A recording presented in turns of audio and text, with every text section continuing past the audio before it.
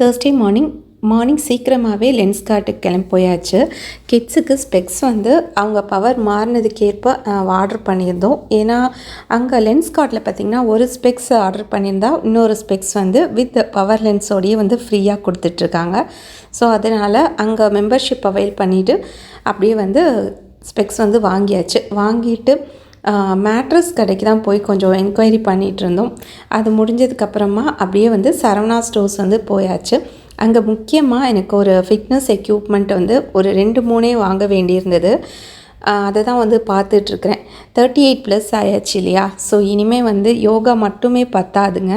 அதனால் அதோடு சேர்த்து வேறு ஏதாவது ஸ்ட்ரென்த் ட்ரைனிங் மாதிரியான விஷயங்கள் பண்ணலாம் அப்படிங்கிறதுக்கு தான் வந்து இதெல்லாம் வாங்கியிருக்கேனே தவிர்த்து இது எப்படி செய்யணும் அப்படிங்கிறதெல்லாம் தெரியாது. இனிமேல் தான் கற்றுக்கிடணும். ஸோ இது தவிரவே எனக்கு பிடிச்சமான ஷத்கோண ஸ்டிக்கர் தான் வாங்கியிருக்கேன். அது வீடியோட எண்ணில் உங்களுக்கு காமிக்கிறேன். அதுக்கப்புறம் நைட்டு ஒரு 8 மணி இருக்கும், மீனாட்சி பஜாருக்கு போயிருந்தோம். அங்கே வந்து எல்லாருக்கும் temper glass, back cover, flip கவர்னு சொல்லி எல்லாமே மாற்ற வேண்டியிருந்தது. அதுக்கப்புறமா நைட்டு டின்னருக்கு வந்து நாங்கள் தெப்பக்குளத்துக்கு பக்கத்தில் நிறையா ஷாப்ஸ் வந்து இருக்கும் இல்லையா, அங்கே வந்து போயிருந்தோம். அங்கே பெருசாக ஒன்றும் சாப்பிடல, ஜஸ்ட்டு குனாஃபா மட்டும் ட்ரை பண்ணியிருந்தோம். பட் குனாஃபா பார்த்திங்கன்னா ரொம்ப திகட்டலாக இருந்தது. அதனால் வரும்போது தோசை மட்டும் ஒன்று சாப்பிட்டாச்சு. நெக்ஸ்ட் டே மார்னிங் பார்த்திங்கன்னா ஷட்கோண ஸ்டிக்கரை வந்து தரையில் ஸ்டிக் பண்ணுறதுக்குலாம் வாலில் தான் ஸ்டிக் பண்ணியிருந்தேன். ஏன்னா தரையில் ஸ்டிக் பண்ணும்போது காலில் வந்து பூஜை ரூமில் வந்து மிதிப்படக்கூடாது இல்லையா, அதனால அப்படி ஸ்டிக் பண்ணிவிட்டு அதோட வந்து டபுள் டேப் வச்சு ஒரு நெயிலும் அட்டாச் பண்ணியாச்சு.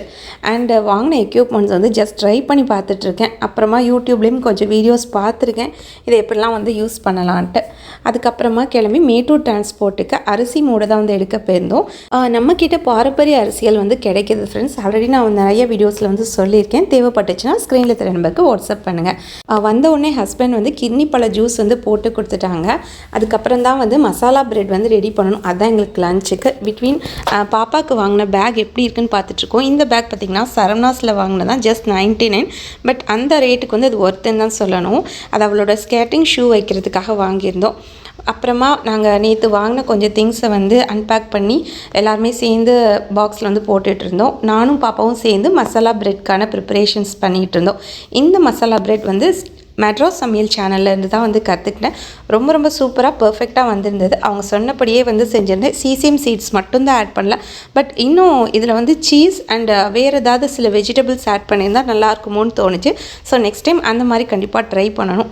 நீங்களும் ட்ரை பண்ணலாம், ட்ரை பண்ணி பாருங்கள், சூப்பராக இருக்குது.